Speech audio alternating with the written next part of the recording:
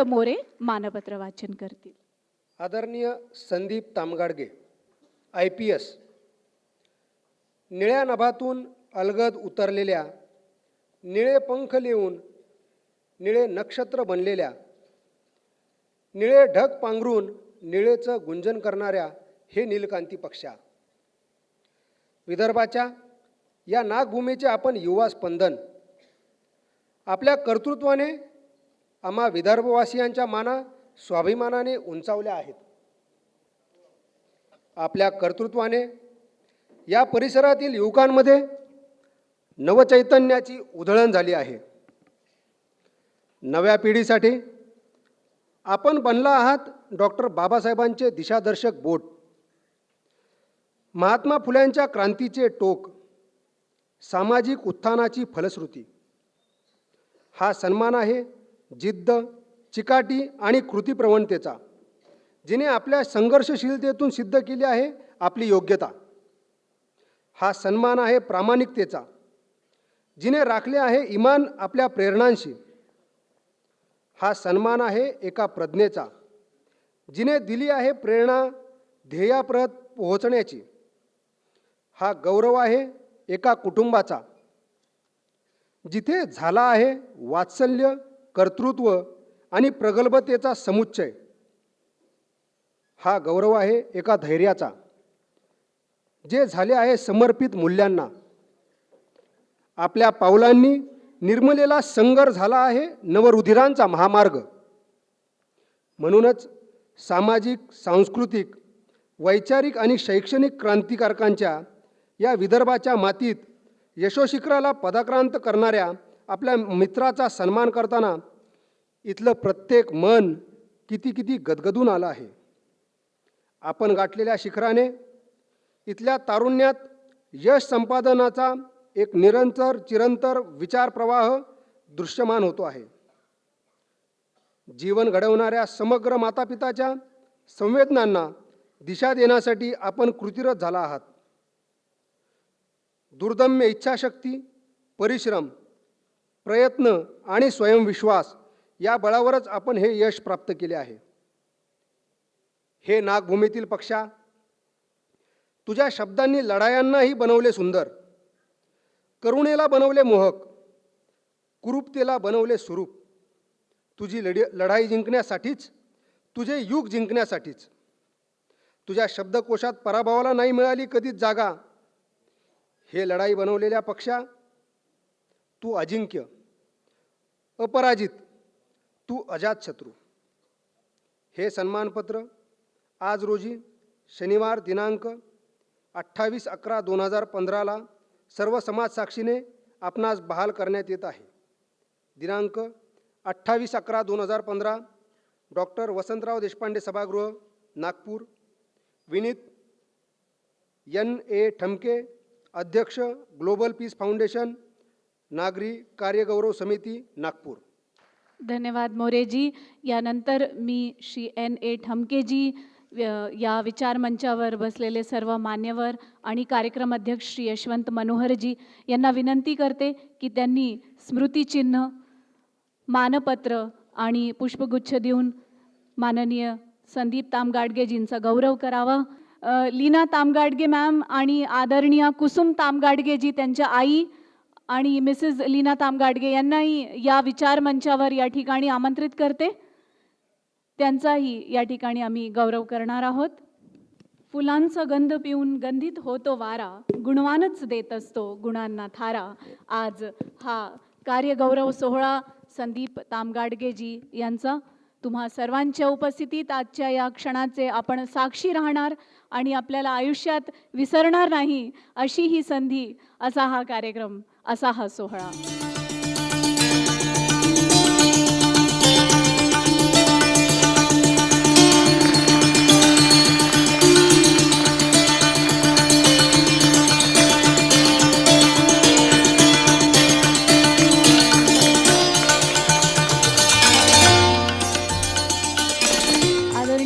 कुसुम तामगाडगेजी आणि लीना मॅम यांचाही पुष्पगुच्छ देऊन आपण या ठिकाणी सन्मान करणार आहोत.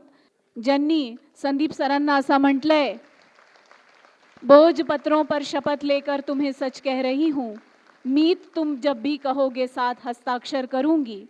हाँ, तुम्हारे साथ चलना अब मुझे स्वीकार होगा, किंतु तुम छाया गहोगे और मैं अभिशाप लूंगी. त्यांच्या मागे प्रेरणा मोठी जी आहे त्यांची आई आणि लीनाताई. पहले बोलो, पहले तोलो, फिर कुछ बोलो, लफ्ज कोई बेकार नहीं है. पहले तोलो, फिर कुछ बोलो, लफ्ज कोई बेकार नहीं है. मैं सबसे झुककर मिलता हूँ, मेरी कहीं भी हार नहीं है. कधीही न हारणारे, सर्वांचे मन जिंकणारे संदीप तामगाडगे सर. ओव्हरवेल्म्ड एक शब्द असतो इंग्रजीत. म्हणजे आय एम ॲब्सोल्युटली स्टन today looking at you crowd. म्हणजे मला मला अजिबात कल्पना नव्हती की माझा एवढा मोठा चाहता वर्ग आहे. Thank you so much.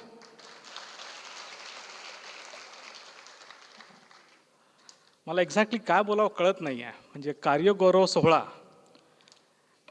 मला प्रशांत बोलावतं की सर तुम्ही एका प्रमाणात यूथ आयकॉन आहात, यूथचे हिरो आहात. म्हटलं I don't consider that. I feel I am doing my job. एक अधिकारी म्हणून किंवा एक समाजातला एक नागरिक म्हणून मी तेवढंच करतो. मी अजून काही एक्स्ट्रा काहीच करत नाही आहे. मागच्या आठवड्यात माझा खूप जवळचा मित्र माझ्यासोबत जो माझ्या शाळेत 7 वर्ष होता, मागच्या आठवड्यात काश्मीरमध्ये टेररिस्ट लोकांसोबत लढताना त्यांनी आपला प्राण गमावला. तुम्ही ऐकलं असेल, कर्नल संतोष घोरपडे महाडिक. कितने लोगों ने सुना है नाम? हीरो ये लोग होते हैं. मैं संतोष से लगभग 3 साल पहले मिला था दिल्ली में. आर्मी हेडक्वार्टरला भेटलो होतो. He was lieutenant colonel then. Of course subsequently he was promoted as colonel and then went on. Parent regiment त्याची होती Paras. Paras is considered to be one of the most elite force of Indian infantry. And then he was commanding 41st Rashtriya rifles in Kashmir.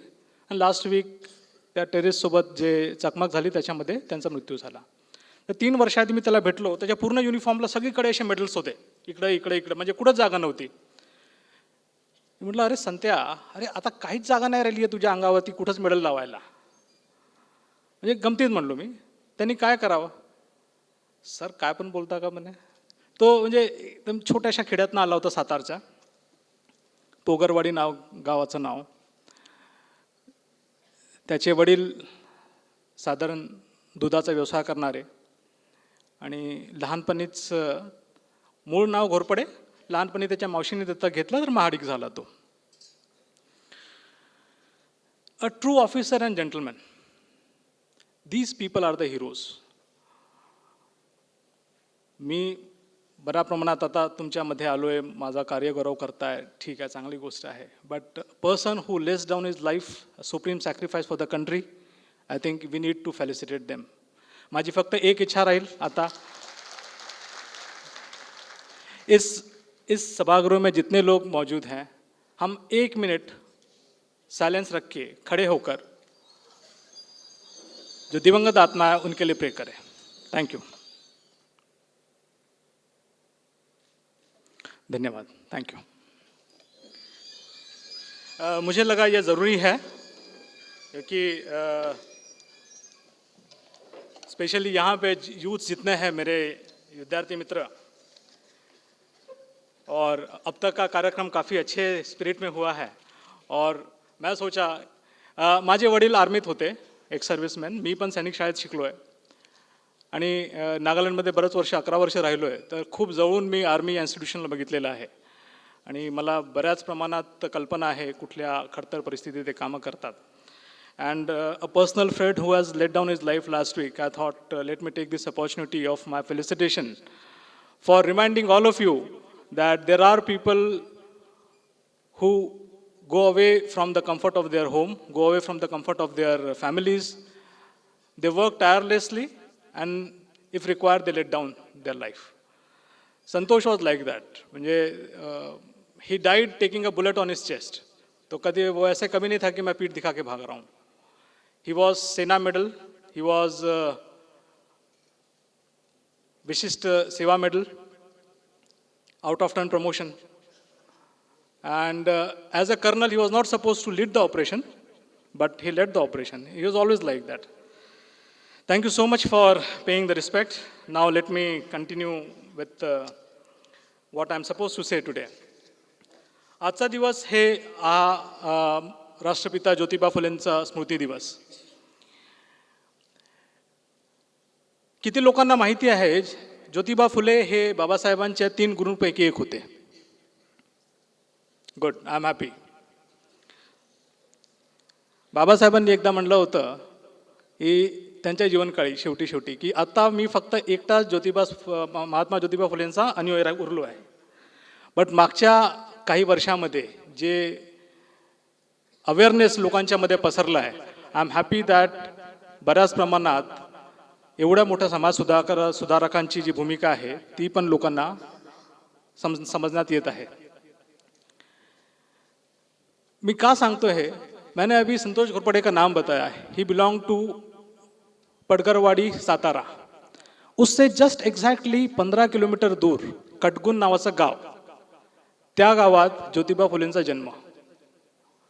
आणि मी माझ्या वयाचे 8 वर्ष साताऱ्यात घालवले. There has to be some connection there. आणि आजचा दिवस आहे स्मृती दिवस ज्योतिबा फुलेंचा.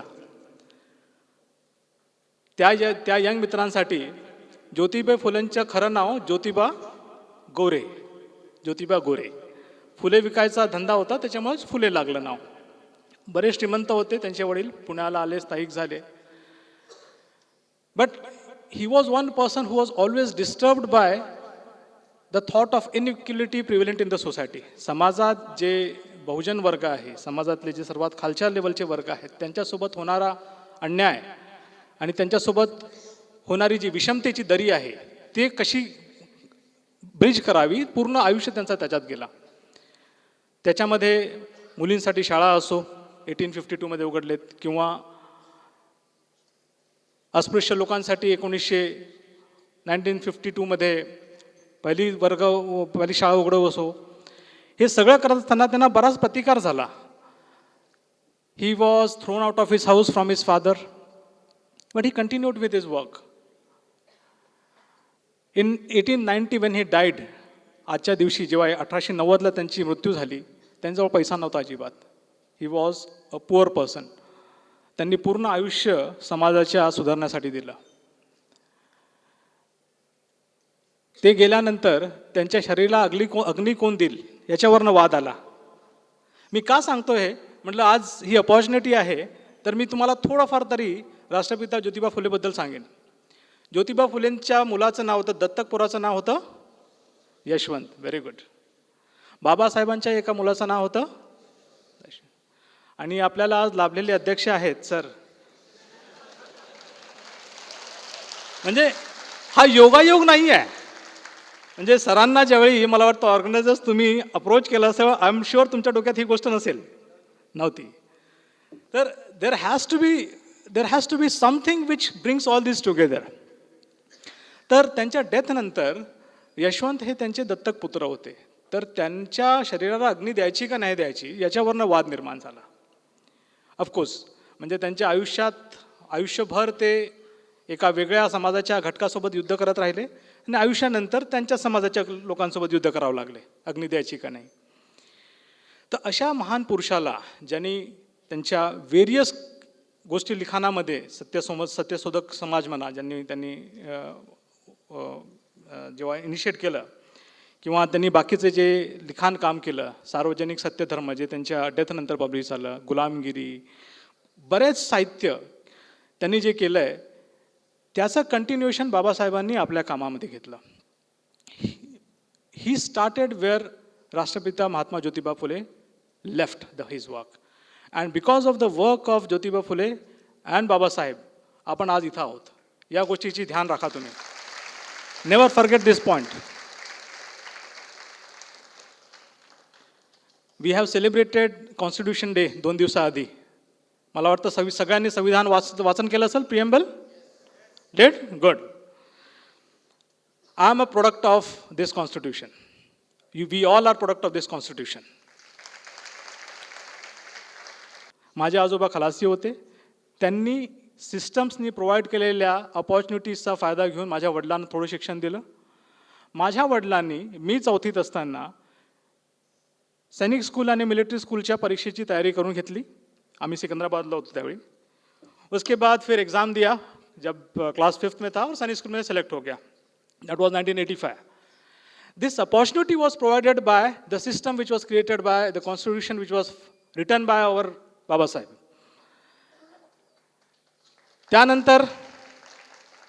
त्यानंतर ग्रॅज्युएशनमध्ये आलो. ग्रॅज्युएशनमध्ये स्कॉलरशिप मिळाली.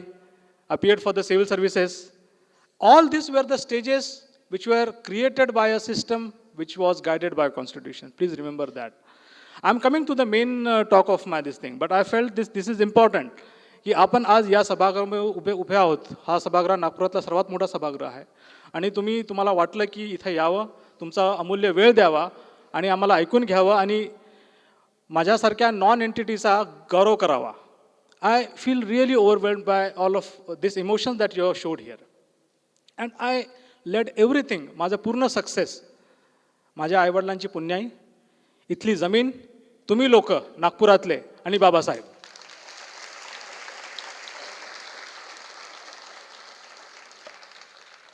After completing my class 12th in Sainik school, जहाँ मैं बात कर रहा था, जहाँ पे colonel Ghorpade was my classmate, मी नागपुरात आलो. वडील तेव्हा पण रिटायर झाले होते. रिटायरमेंट घ्यावं लागलं होतं वडिलांना. वडील माझे कबड्डीचे खूप चांगले प्लेयर होते. तर वर्धेत असताना ते ही वॉज रिप्रेझेंटिंग वरा डिस्ट्रिक्ट. आणि 77-78ला आसामला पोस्टिंग असताना त्यांचा एक ॲक्सिडेंट झाला. त्यांच्यामुळं त्यांच्या पायाचे म्हणजे बराच त्यांच्या पायाला इजा झाली. ऑलमोस्ट त्यांचं पूर्ण 2 तुकडे झाले होते पायांचे.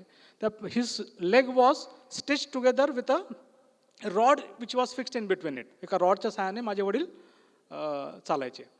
आणि 1990ला मी सैनिक स्कूलला असताना त्यांची बदली झाली काश्मीरला. He represented but it was not granted. So he thought की घराची परिस्थिती आणि बाकीच्या गोष्टीमुळं त्यांनी रिटायरमेंट घेतलं. नागपुरात आले. मी अजून त्यावेळी 10वीतच होतो. अब नागपुर में आने के बाद जो व्यक्ति ने 30 साल आर्मी में नौकरी की, यहाँ पे नौकरी नहीं मिली उन्हें. लगभग 6 महीने घर में बैठे रहे. मैं 10th में पढ़ रहा था, हॉस्टल में था. मेरी छोटी सिस्टर यहाँ पे है. शी वॉज इन क्लास 7th. घरी आजी, माझी आत्या आणि कमावणारं कोणीच नाही आणि त्यांनाही नोकरी नाही. अशा परिस्थितीत 6 महिने ते नागपुरात राहिले. आम्ही भाड्याचं एक घर घेतलं कुकडे लेआउटला. तिथं राहिलो. मला काहीच कल्पना नव्हती. मी सैनिक शाळेत आरामात एन्जॉय करत होतो. त्यांनी सांगितलं नाही कधी मला. 6 महिन्यानंतर त्यांनी टेम्पररी गार्डची नोकरी धरली. तुम्ही विचार करा, जो माणूस आर्मीमध्ये 35 वर्ष नोकरी केली आहे, पण गरिबी काय असते, पैशाचं महत्त्व किती असतं त्यावेळी. He worked for 1000 rupee as a guard in one of the security firm.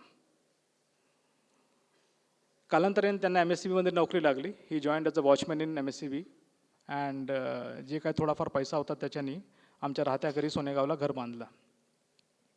मला काहीच कल्पना नव्हती याच्यातली. मी आपला सैनिक स्कूलमध्ये I was enjoying like army officer. I was enjoying. So after completing my class 12th when I return to Nagpur, I realized की म्हणजे परिस्थिती कशी असते. बाबांनी घर तर बांधलं, बट 3 वर्ष घरात आमच्या वीज नव्हती. 3-4 वर्ष नव्हती वीज. इनफॅक्ट माझं पूर्ण ग्रॅज्युएशन मी बिना विजेचं केलं. दारं नाही, खिडक्या नाही आणि पैसा तर अजिबातच नाही. आणि that time I realize that I do not have the luxury of going for any professional course like engineering और मेडिसिन. पैसा लागेल त्याला. यहाँ पे साइकिल में हवा भरने के पैसे नहीं, इंजीनियरिंग का कोर्स कैसे करेंगे हम. So I decided, let me join something which is the biggest in this country. What is the biggest in terms of service? It is IAS. I decided immediately after class 12th, मैं बनूंगा, IAS बनूंगा और मुझे 3 सालों में ही बनना है. मुझे दूसरा कोई समय नहीं है मेरे पास में. इनफॅक्ट मैं 7th में फेल हो गया हूँ सैनिक स्कूल में. मी 7वी 2दा केली आहे. गणितात नापास झालो मी. म्हणजे माझ्या आईवडिलांना, माझ्या आजूबाजूच्या लोकांना खूप वाईट वाटलं असेल, पण बाबा माझे काही बोलले नाही त्यावेळी. म्हणजे त्यावेळी पुण्याला होते, त्यांची बदली, ते आले, मला विचारले त्यांनी की म्हणजे बेटा तू, हमने बहुत सोच समझ के, बहुत उम्मीदें लेके आप तुम्हें स्कूल में डाला है, पर तुम फेल हो गए हो, तुम्हें आगे रहना नहीं रहना, हो सकता तुम होम सिक हो या पता नहीं क्या रीज़न है. इथे जेवढे पालक वर्ग बसलेले आहेत, जितके पेरेंट्स बसले आहेत, आपने इस बात में सीखने लायक बात है. अगर मेरे फादर ने उस समय कोई अलग तरीके से रिएक्ट किया होता, maybe I would not be standing here. My father asked me कि is there any problem, why have you failed. He did not scolded me, he didn't call me names, but त्यांच्या डोळ्यातलं दुःख जे होतं ते मला दिसलं. त्यांच्या डोळ्यातला दुःख की हा आपला एकटा मुलगा आहे, आपण याला खूप आशेने त्याला सैनिक शाळेत पाठवलं आहे आणि हा नापास झाला आहे 7वीत. लोक मोठे झाल्यावर नापास होतात 12वीत आणि ग्रॅज्युएशनमध्ये, हा 7वीतच नापास झाला आहे, याचं समोर काय होणार आहे. But that day I decided, यानंतर मी आयुष्यात कधी नापास होणार नाही. I am never going to fail again ever. I tell you friends, ती वेळ आणि आजची वेळ आहे, मी कुठल्याही परीक्षेत नापास नाही झालो आहे. 7वीत मी नापास झालो आहे, हे फॅक्ट आहे, आणि मी वयाच्या 22व्या वर्षी सिव्हिल सर्व्हिसेस पास झाली आहे, हे पण फॅक्ट आहे. What matters is your attitude, जीवन को देखने का आपका दृष्टिकोण, और आप उससे क्या सीख लेते हैं. सो जैसे 12th के बाद आया मैं यहाँ पे, देखा कि ऐसा ऐसा कोशिश है, तो फिर मैंने डिसाइड कर लिया कि भाई मुझे IAS बनना है. ग्रॅज्युएशनचं पूर्ण 3 वर्ष फक्त ग्रॅज्युएशन रिक्वायर्ड आहे त्याच्यामुळे ग्रॅज्युएशन केलं, बाकीचा पूर्ण वेळ फक्त सिव्हिल सर्व्हिसेसमध्ये अभ्यास केला. I completed my graduation 1996. I was topper in my college. Of course that is a different thing. I never intended to be the topper, but I was the topper in my college. And between 96 and 97 ह्या एका वर्षाच्या काळामध्ये मी 26 वेगळ्या परीक्षा pass झालो. म्हणजे बँकेच्या क्लर्कपासून, MPSCच्या PSI पासून सिव्हिल सर्व्हिसेसपर्यंत, state bank PO, union bank PO, reserve bank, Indian institute of management Ahmedabad. एक समय था जब मैं मैथ्स में फेल हुआ था क्लास 7th में, and then I cleared Indian institute of Management CAT exam in my first attempt. Indian Institute of Forest Management, and MPSC, and of course finally UPSC. What has taken for me, what were these 3 years? मला माहिती आहे, ही गोष्ट तुम्ही समजला तर then nothing is impossible. All these 3 years, प्रशांतने बोललेलंच आहे, सारे gamma तू जे बोलला आहे ते मी त्याच्यावरती बोलणार नाही आहे. But what was more important was you make your base, you make your foundation. Be very clear in what your life is. See guys, we have one life. आपल्याला एक लाईफ मिळतं. We are not given a good life, we are not given a bad life. We are given a life, whether to make it good or bad is in your hands. You have to decide. Attitude is something which is not available readily in the market. वो तो आपको खुद करना पड़ेगा. वो तुमच्या स्वतःची परिस्थितीची जाणीव, तुमच्या आईवडिलांचे कष्ट, तुमच्याकडनं अपेक्षा, आणि तुम्हाला तुमच्या आयुष्यामध्ये काय करायचं आहे, ही गोष्ट जितक्या लवकर समजला तुम्ही तेवढं चांगलं. एक बार क्योंकि फिर समय निकल गया, फिर फ्रस्ट्रेशन, अपेक्षा, या सगळ्या गोष्टी वाढत जातात मग. सो कमिंग बैक, मैं ऐसे ही एक्सटेम्पोर बोलता रहूँगा, बीच बीच में ऐसा कुछ करते रहूँगा. Coming back, so I qualified in the civil services and then I joined. When I was starting the civil services exam, I mean preparation, Hislop college में जब था, मेरे दोस्त मुझे पूछते थे कि भाई क्या कर रहे हो. मेरे आजू बाजू के इर्द गिर्द के लोग, माझा चाहता वर्ग, नातेवाईक, काय करायचं तुला, काय करतोयस. म्हटलं मला IAS करायचं आहे. जसं प्रशांत बोलला, IAS कशासोबत खातात माहिती आहे का तुला. बाबू कुठंतरी क्लर्क वगैरे बनून जा, एखादी प्राइवेट सेक्टरची नौकरी धर. IAS आपल्या लोकांना होता येत नाही. अपने बस की बात नहीं है IAS होना, वो अपने बस की बात नहीं है. तुम ऐसे कुछ अपना ग्रेजुएशन वगैरह करो, उसके बाद में अपना BSc करने के बाद में MSc वगैरह करना, कहीं की नौकरी मिल जाएगी वहाँ कर लेना. IAS वगैरह अपने बस की काम नहीं है, बहुत खर्च होता है उसमें, बहुत कुछ चाहिए. Remember friends, I mean, Upsen was telling me this when you are speaking. When you start preparing for something big, people will come and say, why are you doing this? Afterwards, they will ask you, how you did that? आजचा 16 हा तसा आहे. I cleared civil services in 97 at the age of 22. Thereafter, last 17 years, I've been telling how to do it. बोलने वाले बोलते रहेंगे. सबसे पहले तो आपका जो सबसे हित चिंतक होते हैं वही बोलेंगे. आपकी एबिलिटीज़ पे डाउट करेंगे, नहीं होगा होगा. वो तो आपने खुद को सोचना है. स्वतःबद्दल तेवढी धमक पाहिजे की मी जिथं लात मारेन तिथून पाणी काढीन. साइकिल में हवा भरने के पैसे नहीं रहते थे. कोचिंग क्लासेस और टीचिंग तो बहुत दूर की बात है. जब कॉलेज में था, मेरे कुछ एक मित्र थे, अच्छे मित्र थे. उन्होंने पैसा इकट्ठा करके मेरे लिए नोट्स मंगाए. व्हेन दे वर कन्विंस कि यार दिस बॉय इज सिंसियर, इसको हमने सपोर्ट करना चाहिए, इसका फाइनेंशियल कंडीशन ठीक नहीं है. 1994 they collected 5,000 rupees and they got me books and guidance for brilliant tutorials. कि पढ़ो तुम, हिस्ट्री पढ़ो, तुम्हें जो कुछ पढ़ना है पढ़ो. म्हटलं ठीक आहे. I was really thankful to all my friends. आता बरेच चांगले मित्र अजूनही माझ्या टचमध्ये आहे सगळे.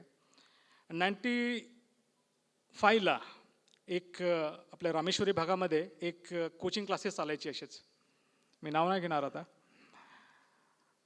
तो मैं सोने गांव से साइकिल से वहाँ गया एक दिन.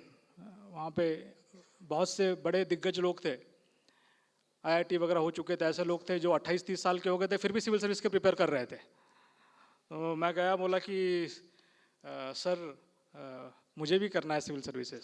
तो typical arrogance he said, graduation झालं आहे? बोला नहीं सर. एक काम करो, ग्रेजुएशन करो, पोस्ट ग्रेजुएशन करो, उसके बाद आओ सिविल सर्विस के लिए.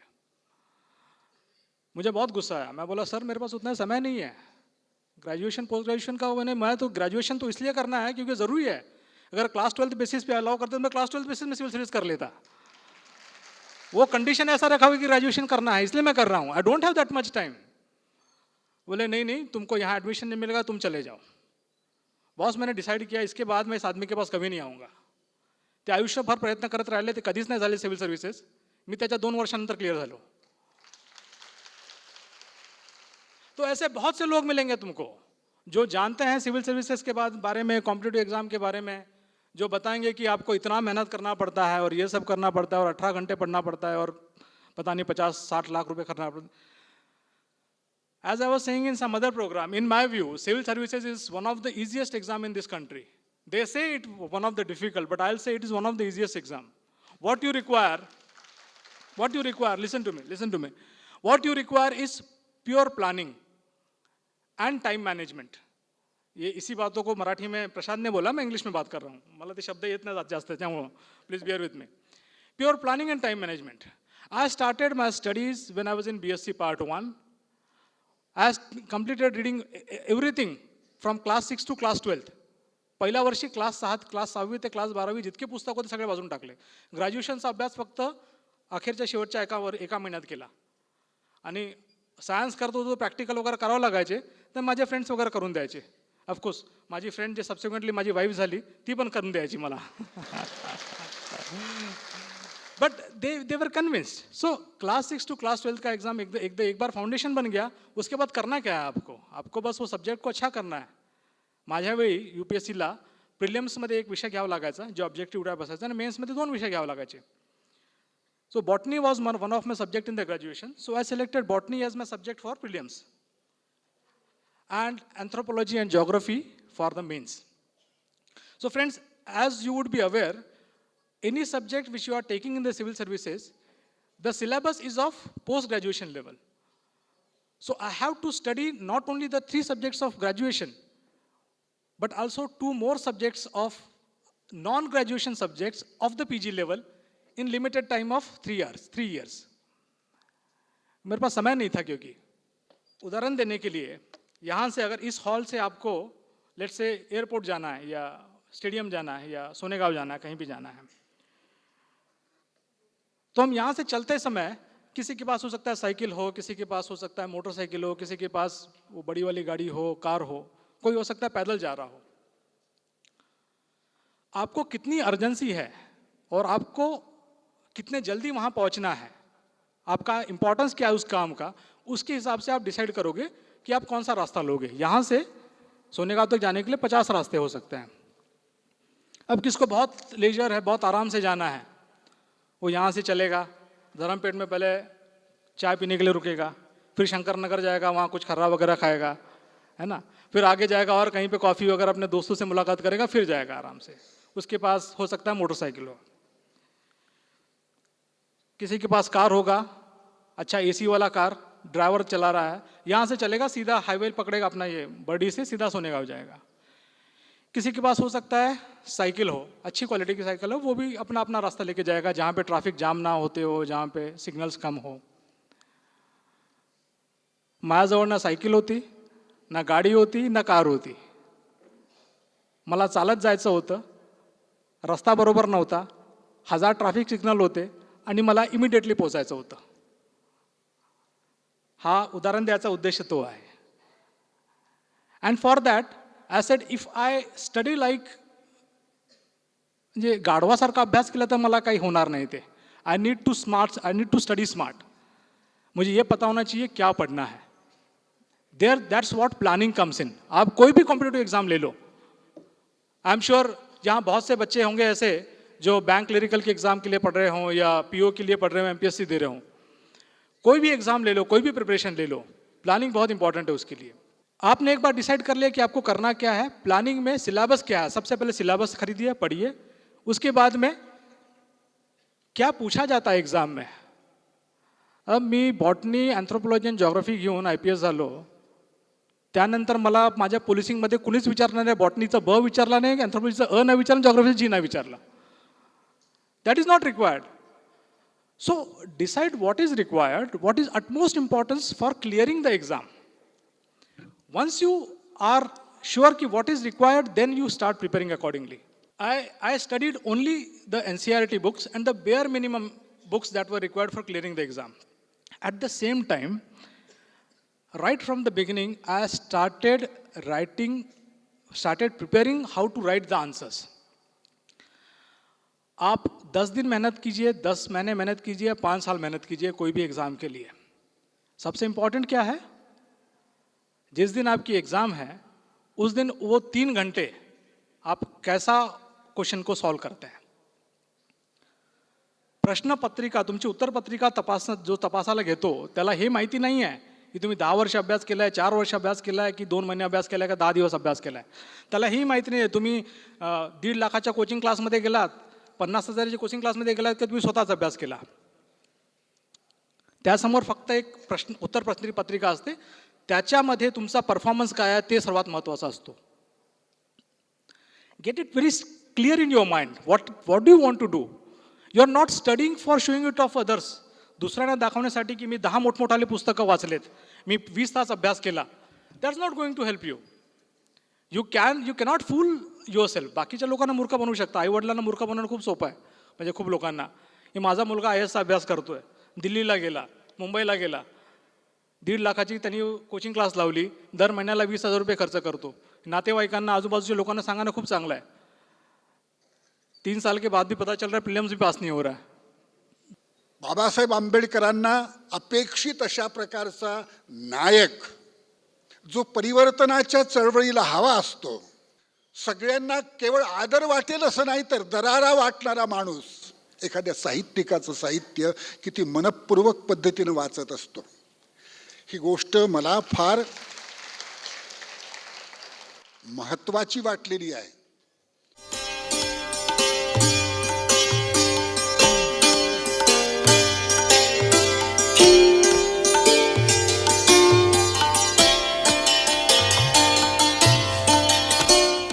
माझा मुलगा IASचा अभ्यास करतोय, दिल्लीला गेला, मुंबईला गेला, 1.5 लाखाची त्यांनी कोचिंग क्लास लावली, दर महिन्याला 20,000 रुपये खर्च करतो, नातेवाईकांना आजूबाजूच्या लोकांना सांगणं खूप चांगलं आहे, 3 साल के बाद भी पता चल रहा है प्रीलिम्स भी पास नहीं हो रहा है ना। तो ये डिसाइड कर लो कि आपको एग्ज़ाम में क्या पूछा जाएगा और एग्ज़ाम में 3 घंटे आप क्या करने वाले हैं, that is very important. So मैंने पढ़ाई के साथ साथ में 3 घंटे में आंसर्स कैसे सॉल्व करना है, पेपर्स कैसे सिलेक्ट करना है, क्वेश्चंस को कैसे रखना है, ये भी करता रहा मैं। कई बार तो ऐसा होता था की ॲडमिट कार्ड आ गया, मुझे पता भी नहीं है, मेरी आईने सांगितलं की ॲडमिट कार्ड आलं आहे, तू उद्या जा, साइकिल उठाई गए, जाके एग्जाम लिख के आ गए, 2 महीने बाद रिजल्ट आ गया, क्लियर हो गया।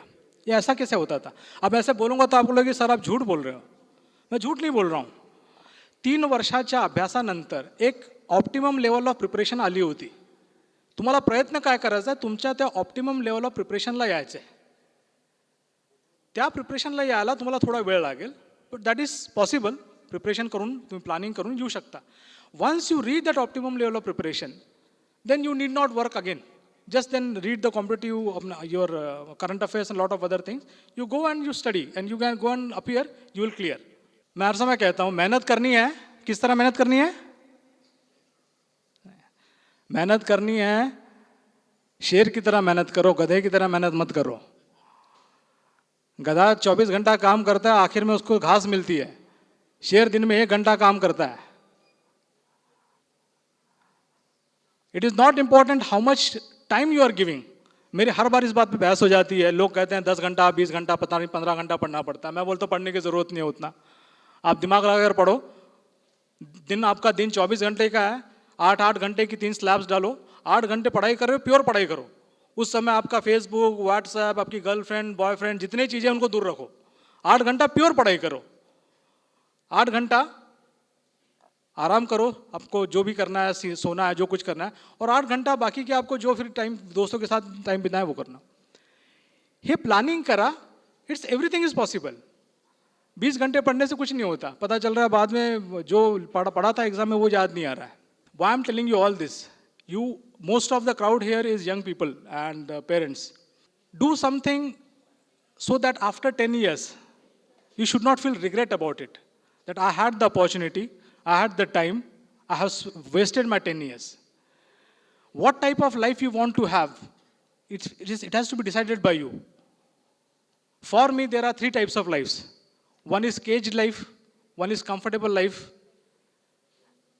and one is charged life. Caged life, I say, you are trapped in your own fears, your bitterness, your failures. Comfortable life is you are comfortable with your life. रोटी कपड़ा मकान हो गया है, आपकी नौकरी है, शादी हो गई, सब कुछ चल रहा है। You are comfortable with your life, but you are not, you are seeking something, interest नहीं है, boring हो रहा है। And the third is charged life, when you are full of energy, you have some aims, you have some ambitions. जैसे कह रहे थे, you have to decide which life you want to have. I was never comfortable with my comfortable life. I always wanted to be a charged life. It is up to you whether to what do you make out of your life. Prashant बोलते बोलते कह रहे थे कि 2006 में जब मैं नागालैंड में था, मैं जाने के 2 साल पहले ही they had killed 2 IPS officers there. They were ambushed, led ambush and killed in front of their office. One IAS officer was ambushed and killed in front of his office, so that people should be scared. उसके बाद हुआ ये जो होता है chain reaction, जितने IPS IAS officer थे सब निकल लिए कोई ना कोई बहाना करके। तो डराने की मुझे भी कोशिश की गई, और before attacking any officers they follow 3 strategies, I mean 3 levels of terrorising the officer. पहला ये होता है कि उस गांव के आजू बाजू के उस डिस्ट्रिक्ट के लोग आएंगे, बताएंगे कि सर आपका नोटिस ले लिया है, आपकी जान को खतरा है, आप निकल लीजिए यहाँ से। वो मेरे साथ हुआ। मैं बोला नहीं बॉस, मैं निकलने वालों में से नहीं हूँ। मी नागपूरमधनं आलो, विदर्भातला माणूस आहे, मी पळून जाणार नाही म्हटला। अच्छा, दूसरा उनका होता है फिर 1 हफ्ते के बाद एक छोटे से एनवलप में उन्होंने एक गोली भेजी मेरे पास में, bullet. One ammunition was sent to me. Now once you receive this, you have 15 days to leave the place. I was with my wife, my child. I said nothing doing, I am not going to leave. ये आदमी पागल है, बोले ये भी मरेगा। उसके बाद 7 दिन बाद there were 3 newspapers in Nagaland, Nagaland Post, Nagaland Page and Morung Express. All 3 newspapers after that, after 1 week, carried front page news giving a warning to me, Sandeep Tamgadge is warned hereby to leave Nagaland in 7 days. Anything happening to him after 7 days, he will be responsible for his own destiny.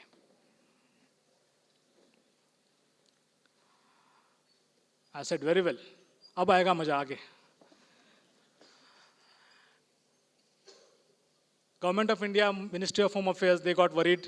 ऐसा कैसा है कि भाई एक IPS officer को भेजा है, he is working on the Myanmar border, और ओपनली न्यूज़पेपर में धमकी दी जा रही है. आप इमेजिन कीजिए, यहाँ पे नागपुर में कोई कमिश्नर को या कलेक्टर को कोई ओपनली धमकी दे दें कि आप चले जाने तो आपको मार दिया जाएगा. End nothing is happening. So ministry of home affairs sed, they called up the chief secretary and DGP that you take care of it. They did not do anything. Of course, there are various reasons for it. Then the government of India sent an officer from IB saying that there is a real and potent threat to your life. The central government has decided that you take the security cover of Army, Assam Rifles. I said, boss, I am the district SP of Nagaland police. मुझे छोड़ के यहाँ पे और जितने 900 लोग हैं मेरे ज़िले में पुलिस में, वो सब नागा लोग हैं. आज मैंने अगर आर्मी की असम राइफल की मदद ले ली तो it will be like showing my disrespect to this boys. I have full trust in my boys. I am not going to take any security cover from either army or Assam Rifle. I continued with my own boys, Nagaland Police, despite knowing the fact that earlier occasions 2 IPS officers were killed in front of their office with the collusion of Nagaland Police personnel. I stayed there. I intensified my operations. और ज़्यादा operations किए, और ज़्यादा ये किए. But I did one more thing there. आप कहोगे कि आप बेवकूफ़ थे, ये सब पता होने के बाद भी अपने वाइफ और बच्चे के साथ में हो और वहाँ पे फिर भी ये कर रहे हो. What I did was, I called a meeting from all the NGOs, all the students like आप जैसे यहाँ पे है, सबको बुलाया मैंने और उनको मैंने परिस्थिति समझाई. बोला, I do not have anything personal against you. I have been sent by Government of India to Nagaland for the benefit of the people of Nagaland. It is my duty to protect and give a peaceful atmosphere to you people. आपके बच्चे ठीक तरह से पढ़ सके, बढ़ सके, आपका economic development हो, ये मेरी संवैधानिक जिम्मेदारी है. अब ये लोग मुझे धमकी दे रहे हैं. आप डिसाइड कीजिए मुझे यहाँ रहना है, नहीं रहना है. ते बोलवलं होतं ना, घरी बसवलं, चहा वगैरे सगळं झालं. माझी वाईफ पण होती, माझा मुलगाही होता. Naga culture is a wonderful culture. I tell you, मी 11 वर्ष होतो. They always respect when you stay with there with your family. मेरा बच्चा बहुत छोटा था, he was just 2 years old. Then they realise कि यार ये आदमी सही में काम करना चाहता है यहाँ पे. जो आदमी 3000 किलोमीटर दूर अपने घर से यहाँ पे आया हुआ है और ये काम करना चाह रहा है, उसके पहले 1 साल देख लिया था the kind of work that I am doing. Then they opposed. 2 महीने बाद NSC and IM withdrew their threat openly, publicly. Same newspaper में भेजा कि वी रिमूव द थ्रेट. आज जो CM नागालैंड ने अपना मैसेज भेजा है, I feel that is my privilege and honour that they are recognising my value for it. Of course इस मुद्दे के बाद में 2006-07 बड़े ऑपरेशंस किए, बहुत सी चीज़ें की. 2006 में भी as a reward, as a realization that state government had not stood up with me, the state government conferred me with the governor's gold medal for the anti insurgency operations. So परेशानी आएगी आपको, आपके personal life में आएगी, आपके professional life में आएगी. You have to decide your attitude. Coming back to your attitude, life में एक बार वो एटीट्यूड बन जाए, फिर आप कहीं पे भी रहो.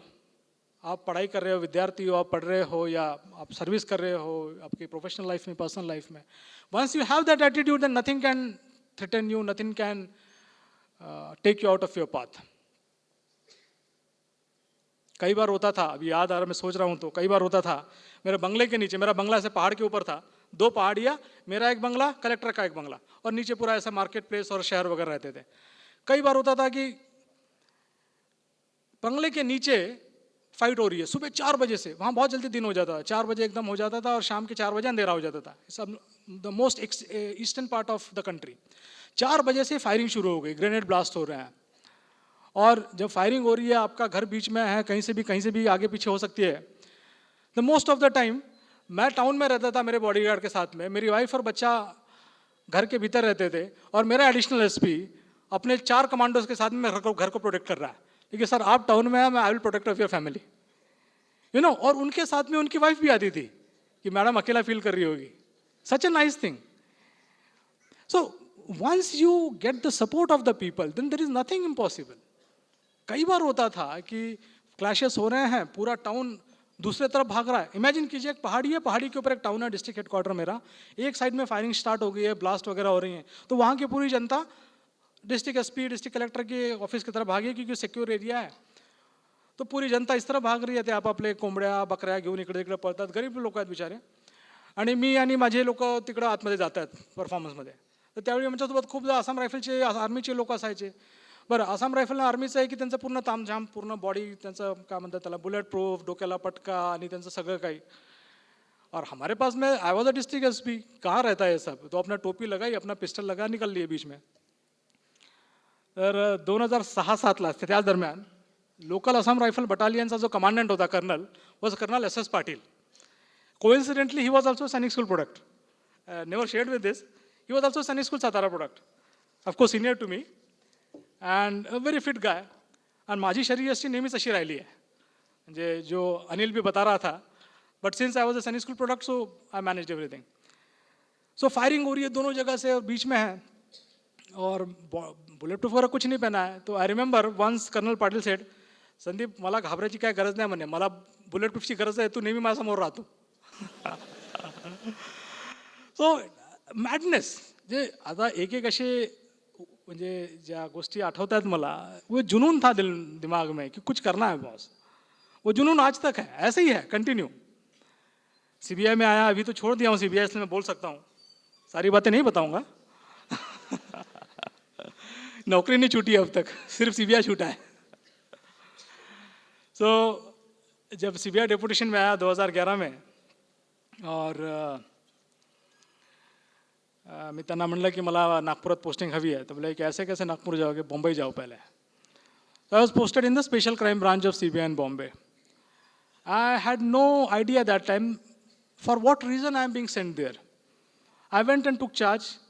एक भी केस नहीं था, छोटे मोटे 1-2 केसेस थे वहाँ पे. मैं परेशान हो गया, बोले काम ही नहीं है. 15 दिन बाद हेड ऑफिस से एक ऑर्डर आया, the investigation of fake police encounters of Sohrabuddin and Tulsi Prajapati, which were given to CBI by the Honorable Supreme Court and which were conducted by Delhi branch, is being transferred to Bombay branch. बोला अब समझ में आ रहा है, this is a trap for me. अच्छा, वो cases कोई लेने को तैयार नहीं है. जिस भी ऑफिसर को लगा छुट्टी चला गया, बीमार हो गया, कुछ ना कुछ करके वो केस ऐसे पड़े हुए हैं. ये 2 पहले केसेस हैं. 15 दिन बाद एक और लेटर आया, along with the above 2 cases, the investigation of Sadiq Jamal case is also transfer to CBI Bombay. तीसरा भी केस आ गया. चौथे दिन बाद एक नया आदेश आया, लेकिन CBI is to register a fake encounter of Ishrat Jahan and that will be investigated by Sandeep Tamgadge. तो 15 दिन के भीतर सुप्रीम कोर्ट के 4 केसेस मुझे दे दिए. मला काहीच माहिती नव्हतं. मैं नागालैंड में अपना खुश था, मुझे ये नहीं पता था कितने कॉम्प्लेक्स केसेस है, कौन है कौन नहीं है, इसमें कुछ नहीं है. मैं बोले चलो दे देते हैं. केसेस आले, घेतले, आणि या केसेसच्या मध्ये त्यावेळेचे आधीचे माझ्या आधीचे जे केस जे इन्चार्ज होते, या एका केसच्या सुप्रीम कोर्टात सुनावणी असताना त्यांना ब्रेन हेमरेज झाला आणि ते कोलॅप्स झाले. Imagine the kind of pressure that he would be undergoing.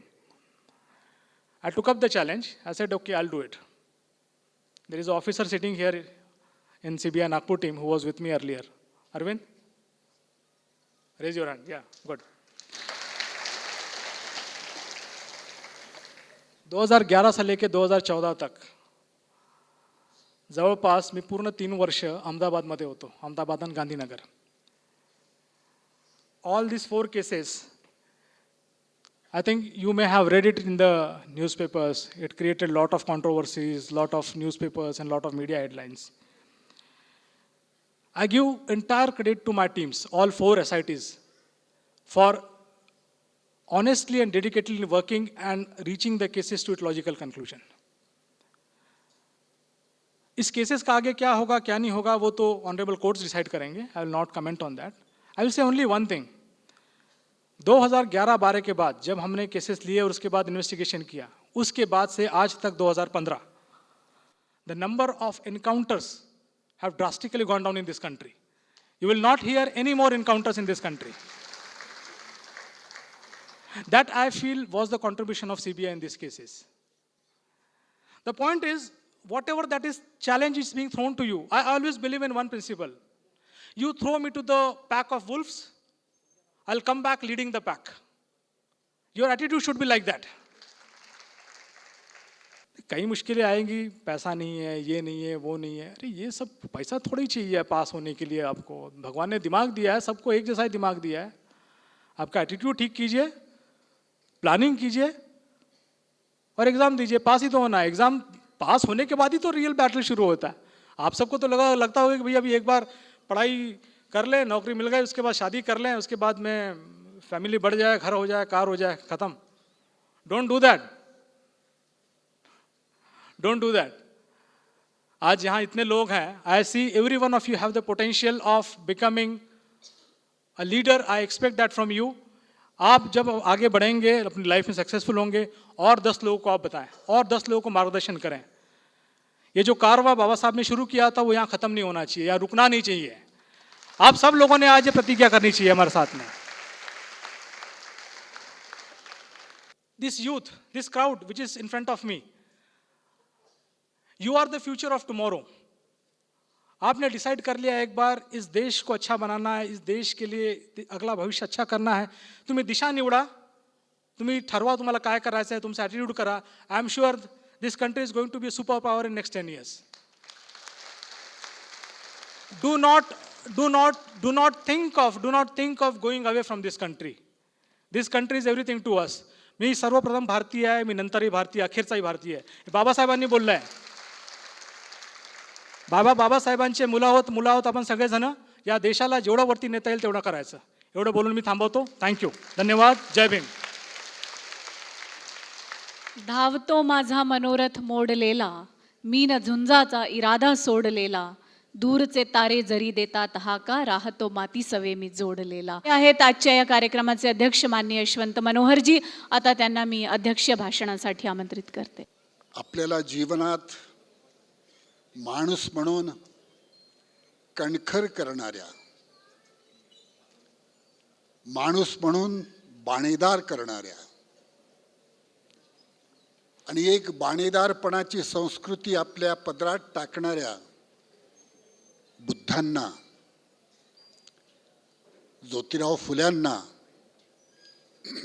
आणि डॉक्टर बाबासाहेब आंबेडकरांना तुम्हा सर्वांच्या वतीनं आणि मी स्वतः विनम्र अभिवादन करतो.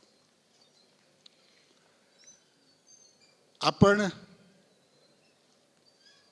संदीप तामगाडगे यांच्याबद्दल, त्यांच्यापासून प्रेरणा घेणाऱ्या अनेकांची मनोगत ऐकली. ती कृतज्ञता मनोगत होती आणि त्यांचंही त्यांच्या जडणघडणीचा आलेख मांडणारं भाषण आपण ऐकलं. आणि तुमच्या लक्षात हे आलं आहे की आपण आज या देशपांडे सभागृहामध्ये बाबासाहेबांच्या चळवळीनं निर्माण केलेला एक मिसाईल मॅन पाहिलेला आहे.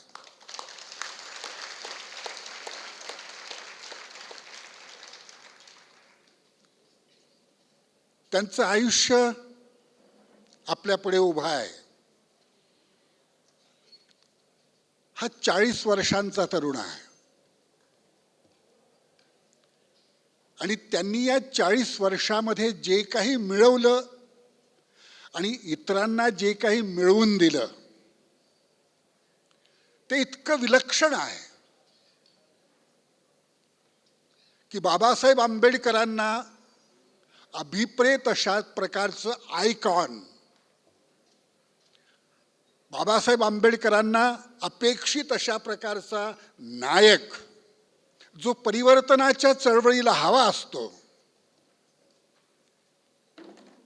क्रांतीच्या चळवळीला जो हवा असतो, असा नायक तुम्ही या ठिकाणी बघितलेला आहे.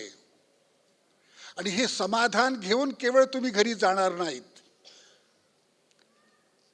तर या नायकपणाच्या प्रेरणा आपल्या मनामध्ये फुलवत फुलवत तुम्ही घरी जाणार आहात. हे इतर अशा प्रकारच्या IAS अधिकाऱ्यांनी, अशा प्रकारच्या मोठ्या मोठ्या पदावर असलेल्या लोकांनी त्यांचं हे भाषण ऐकायला पाहिजे की एखाद्या साहित्यिकाचं लेखन, एखादा अशा प्रकारचा IAS अधिकारी आणि एक मोठा बुद्धिमान माणूस आपल्या क्षेत्रामध्ये सगळ्यांना केवळ आदर वाटेल असं नाही तर दरारा वाटणारा माणूस, एखाद्या साहित्यिकाचं साहित्य किती मनपूर्वक पद्धतीनं वाचत असतो, ही गोष्ट मला फार महत्वाची वाटलेली आहे. त्यांनाही आणि तुम्हालाही मी एक सांगू इच्छितो की 1921-22 साली बाबासाहेब लंडनमध्ये होते, हे तुम्हाला माहिती आहे. त्यावेळेला त्यांनी एक शिवतरकर नावाचे कार्यकर्ते त्यांचे होते. या शिवतरकरांना बाबासाहेबांनी 2 पत्र लिहिलीत. काय आहे? बाबासाहेबांचं क्षेत्र, संशोधनाचं क्षेत्र, विचाराचं क्षेत्र, बुद्धिवादाचं क्षेत्र, त्यावेळेला जगाच्या पाठीवर जे कोणी बुद्धिवादाच्या आणि विचारांच्या आणि बौद्धिकतेच्या क्षेत्रामध्ये महामल्ल होते दुनियेच्या पाठीवर, त्यांच्याशी हा माणूस युद्ध खेळत होता. त्याची टक्कर त्या लोकांशी होती की दुनियेतील जे आज बुद्धिवादाच्या, विचाराच्या, तत्वज्ञानाच्या क्षेत्रामध्ये आघाडीवर आहेत. त्यांना मी सांगेन की मी आंबेडकर आहे आणि तुमची समीक्षा मी करणार आहे आणि मी माझी प्रस्थापनाही करणार आहे. म्हणजे हे क्षेत्र बाबासाहेबांचं.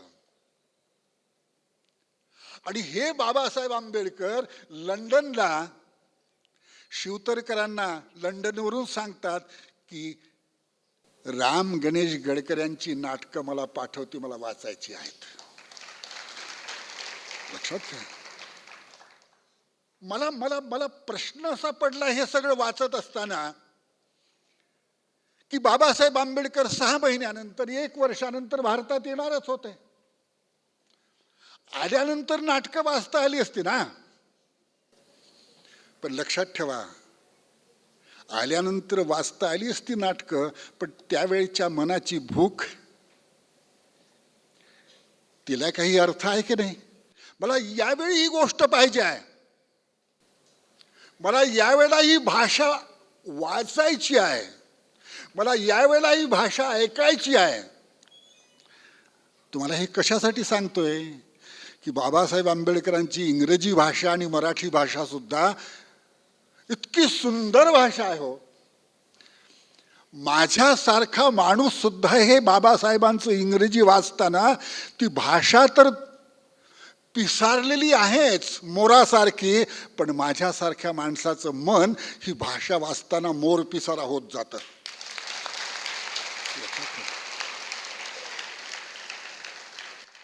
हे यासाठी मी सांगतो आहे, तामगाडगेंना सांगतो आहे, तुमच्यामध्ये अफाट पॉसिबिलिटीज आहेत,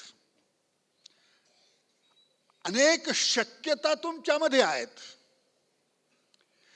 या सगळ्या शक्यता प्रत्यक्षात आणण्यासाठी तुम्ही जे एक मिशन वापरतात, पद्धती वापरतात, ती पद्धती मी तुम्हाला सांगतो बाबासाहेबांची पद्धती आहे.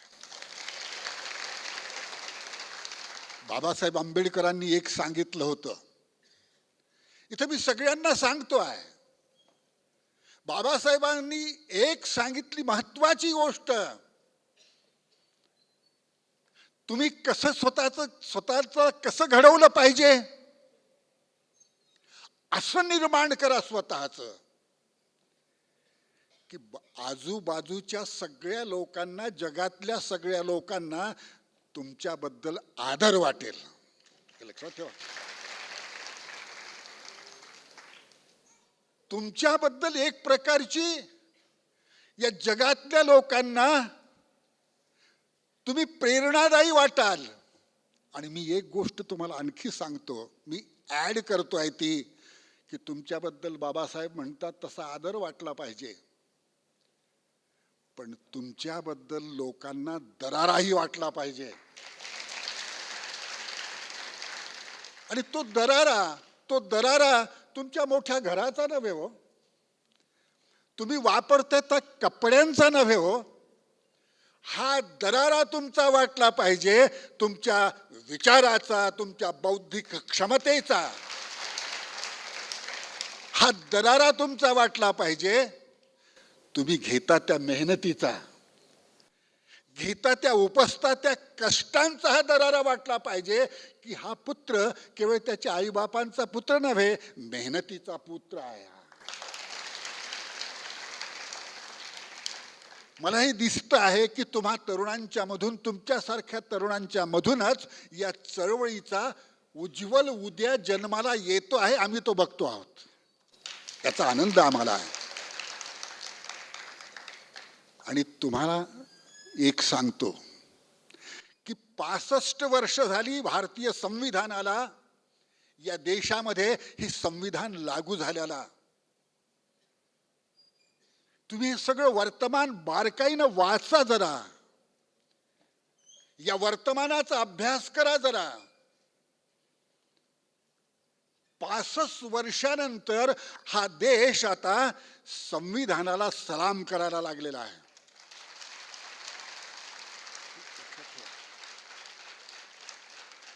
125व्या बाबासाहेबांच्या जयंतीचं वर्ष आहे, हे ठीकच आहे. माणसं राजकारणाचा भाग म्हणून करत असतील तेही आपण समजू शकतो. एवढे काही आपण दूधखोळे नाही आहोत, ते आपल्याला कळतं. पण तुम्ही तुमचं राजकारण करता करता हा देश संविधानाच्या बोधिवृक्षाखाली जाऊन बसायला लागलेला आहे.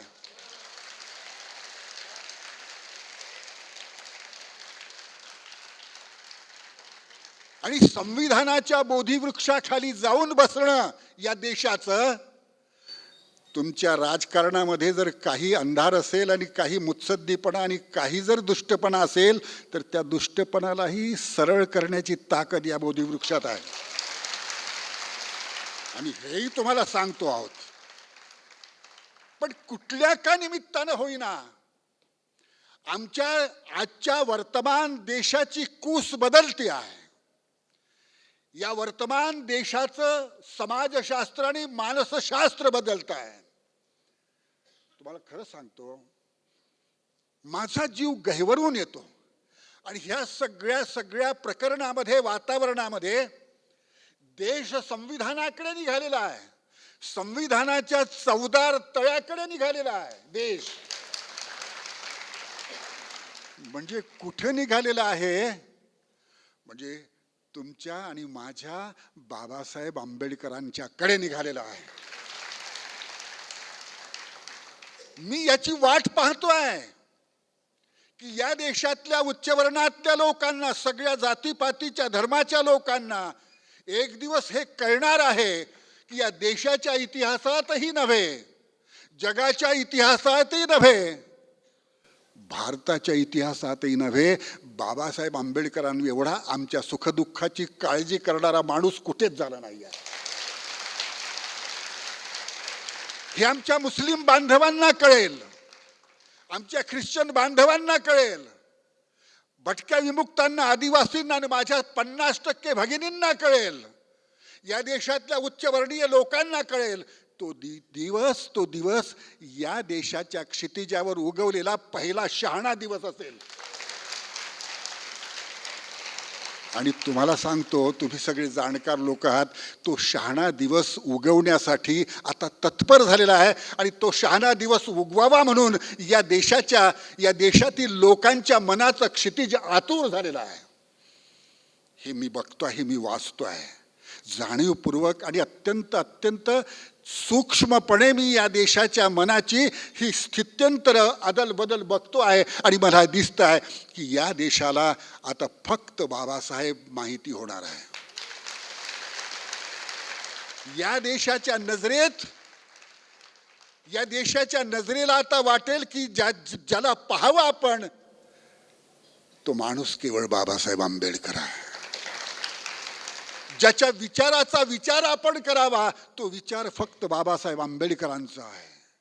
आणि हे एक लक्षात घ्या, फक्त संविधान नव्हे, संविधानाकडे गेलेला माणूस अपरिहार्यपणे बाबासाहेबांच्या एकूणच बाहेरच्या सगळ्या तत्वज्ञानाकडे जाणार आहे. म्हणजे डॉक्टर बाबासाहेब आंबेडकर हेच त्याच्या, तू कुठेही जा, तुझ्या रस्त्यावर तुला बाबासाहेब आंबेडकरच दिसतील फक्त त्याच्या पुढे.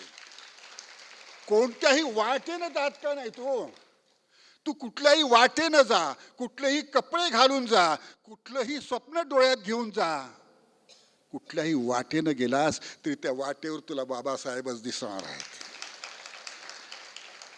दुसरं कोणीही, जेव्हा तू संकटात सापडशील, जेव्हा तू अडचणीत सापडशील, तेव्हा तुला फक्त याच्या पुढे तू जसा विचार करशील तसा केवळ बाबासाहेब आंबेडकरांचा विचारच मला माझ्या मदतीला, माझ्या पाठीशी उभा आहे असं तुला वाटेल, ही खात्री मला आहे. आणि बाबासाहेब आंबेडकरांचा एक मुलगा म्हणून मी हे केवळ आदरापोटी बोलत नाही, ह्या वास्तवाचं वाचन तुमच्या पुढे फक्त मांडतो आहे. ही गोष्ट लक्षात ठेवा. बांधवांनो, मला आनंद याचा वाटतो की ह्या सभागृहामध्ये माणसं मावत नव्हती. हा जो प्रतिसाद आहे तुमचा, हा संदीप तामगाडगेंसंबंधीचा एक आदर आहेच, पण त्यांनी जे काम केलं, जे काम ते करतायत त्या संबंधीचा आदर आहे, हा प्रतिसाद आहे. आणि मला ह्या तुमच्या प्रतिसादाबद्दल तुमचं अभिनंदन केलं पाहिजे. खूप गौरव वाटतो. म्हणजे तुम्हाला कोणत्या गोष्टीचा गौरव करायचा याचं भान आलेलं आहे. कोणती गोष्ट डोक्यावर घ्यायची असं डोकं तुमच्याजवळ आहे हे मला कळलेलं आहे. आणि कोणत्या गोष्टीबद्दल आपण आदर बाळगावा तेही तुम्हाला कळलेलं आहे. ही एवढी गर्दी मला हे सांगते आहे. आणि ही गर्दीच तुम्हाला सांगतो हे शुभचिन्ह आहे. याच गर्दीतून उद्याच्या क्रांतीचं नेतृत्व निर्माण होणार आहे. परिवर्तनाचे सगळे नेते इथून निर्माण होणार आहेत, ही खात्री तुम्हाला देतो. आणि मला तुम्ही या सुंदर कार्यक्रमामध्ये, या प्रेरणादायी कार्यक्रमामध्ये मला सहभागी करून घेतलं त्याबद्दल तुम्हाला धन्यवाद देतो. संदीप तामगाडगेचं अभिनंदन पुन्हा करतो, तुम्हा सगळ्यांच्या वतीनं करतो. आपण मला शांतपणे ऐकून घेतलं, काळजीपूर्वक ऐकून घेतलं त्याबद्दल तुम्हाला धन्यवाद देतो. थांबतो. जय भीम, जय बुद्ध, जय भारत.